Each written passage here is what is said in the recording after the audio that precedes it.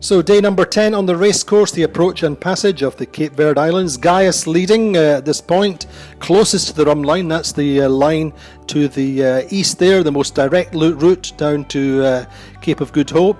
Hugo Boss out to the west, about 60 miles out. Further to the west, Gemini Pujala and Neutrogena side by side. Very, very even pace. Very close match there. Gaius, as I said, leading. Now we'll see that they come through the islands of Sal and Boa Vista and São Nicolau and Santiago and Fogo, and Gemini Pujala and Neutrogena coming through the gap to the west. Neutrogena, a little waver there just to get round the island. Neutrogena and Gaius here converging. This is about 1:45 in the morning. Gaius going 200 metres behind Neutrogena, so very, very close there. There we see We Are Water catching One Planet, One Ocean, and Renault just a little waver there coming into the islands. Perhaps that was when they had the rudder problem. And then coming through the Canary Islands, we see Spirit of Hungary, Conrad Coleman and Nandor Fa. Looking overhead then, we see the leaders just leaving Cape Verde and the leaders just starting to contemplate the doldrums.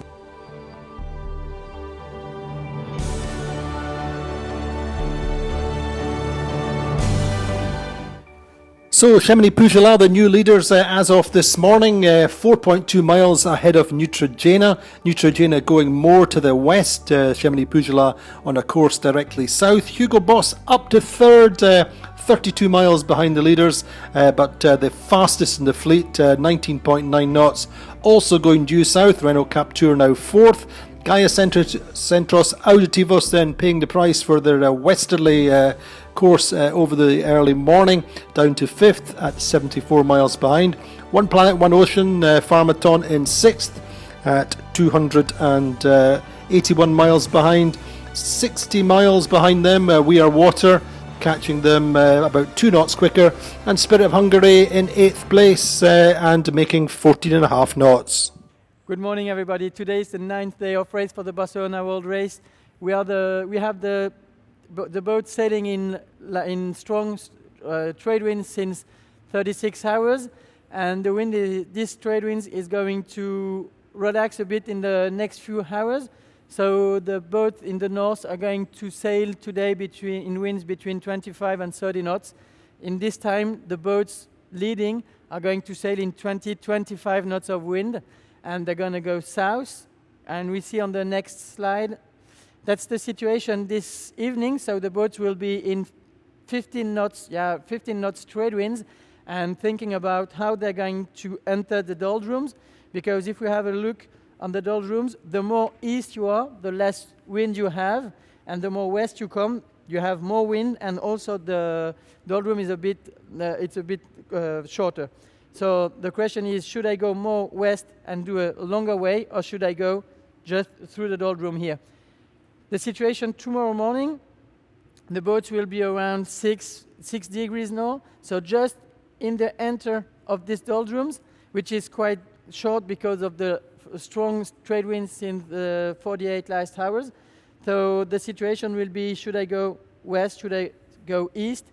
And which we can see is that there is no area without wind, there is no situation without wind, so it's going to be really difficult to choose to pass here, so I think it's going to be very interesting during the next 24 hours.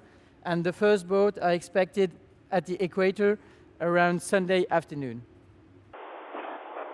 Non, on arrive dans l'archipel du Calvaire, donc non, on a eu un petit peu de pêcheurs il y a 2 nuits de temps, avec le bateau de commerce et des navires usines, mais non, on n'a pas été trop gênés par ça. C'était plus les pêcheurs à la côte il y a 2 nuits où on était un peu inquiets parce qu'on les voit un peu derrière. Avant, ça prend souvent. Et c'était au moment où on changeait de quart, donc on était à l'entrée à l'intérieur du bateau en train de discuter. Et on s'est fait une belle frayeur quand même, parce que quand ça vous arrive et qu'on marche en gros toute la nuit entre 18 et... donc on a perdu un peu de temps, le temps de rouler le petit Genac et tout ça. Non, ça va, je te dis, on a des soucis de safran assez régulièrement, ce qui peut poser problème. Et sinon, on a des petits bugs d'électronique ou d'informatique, mais rien de grave. Non, le bateau est en bon état. On fait attention de bien l'utiliser, de se rapprocher d'une façon ou d'une autre vers le poteau noir, sans prendre de risques à considérer, et puis grappiller petit à petit. Ouais, je me vois que depuis le départ, on n'a pas beaucoup dormi. Là, ça fait 2 jours qu'on est plus tranquille, mais on arrive à se faire des siestes de 2 heures, des quarts de 2 heures. Après les villes, il y aura des plus longs bords, ça va être plus facile de se reposer. So an interesting battle going on still at the front of the fleet. Alex Thompson and Pepe Ribas out to the west, still quickest since the early morning and during the night, up to 21, 22 knots at times, and that is really paying a dividend for them, and they're gaining all the time, up to third at 32 miles behind the leaders. Neutrogena and Chamonix Pujala swapping places this morning. Renault Captur, well, they're going quite nicely. They had a little rudder problem. They were very far to the east a couple of days ago over on the African coast. Saw some fishing boats and some cargo ships, but no real problems there. And since then, they've been going quite well, making about 10 or 11 knots this morning, a little bit slower, but they're still in good shape. We spoke with Sébastien Odegan earlier in French. He said that things are going generally pretty well, that leeward rudder kicked up for them. Other than that, they're working pretty hard to catch the leaders, really working on the trimming and hoping to catch up a little bit as they get down towards the doldrums. Doldrums effect should start to be felt tomorrow later on for the leaders. Through today, the breeze is going to be getting lighter and lighter, probably 25 knots in the early part of the day, so overnight and early morning. And then by later on today, probably down to 15 knots. So it's dealing with that. There'll be some compression initially, and then down the doldrums, not looking too active. They're re-establishing themselves a little bit as the trade winds drop off. But it should be a fairly easy passage through the doldrums. Doldrums are quite far to the south at the moment. Yes, we are water, and we are very happy of our boat. To be honest, I think that the limit we are putting the limits. It's not the boat that puts the limit up to now.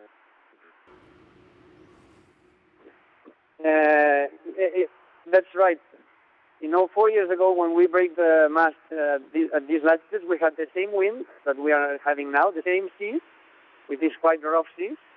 So that means that to gain southern latitudes, we need to be quite, quite cautious. The trade winds are staying nice and strong still for the second half of the fleet. Well, certainly One Planet, One Ocean and We Are Water having good race, nice steady speeds downwind, sailing about the same angle, 209, 208 degrees. We Are Water, the old Estrella Dam, the Far design is quite a bit quicker potentially than the old Kingfisher, which is One Planet, One Ocean. Making 15.6 knots this morning was We Are Water, One Planet, One Ocean 13.7.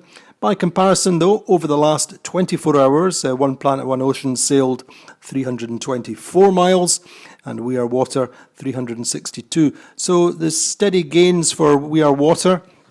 Nothing that either of the two Spanish crews are concerned about. They very much think what will be, though they're both pushing very, very hard. Bruno Garcia and Willie Garcia on We Are Water, very experienced sailing together and individually, but this is of course their first big Imoca race together, and a big day as well for Bruno in particular. 4 years ago the mast had just come down on President, and he and Jean Le Cam had to retire into the Cape Verde Islands. So passing the Cape Verdes will be a big milestone for him in terms of geography, and passing day 10 also an important moment. And Bruno spoke to us earlier on. He said that they really are the limiting factor on the boat rather than the boat itself limiting them. 4 years ago he broke the mast under the same winds and the same sea conditions, so they're being pretty cautious. They really just want to get down to the Big South. So that's We Are Water, who we spoke with earlier.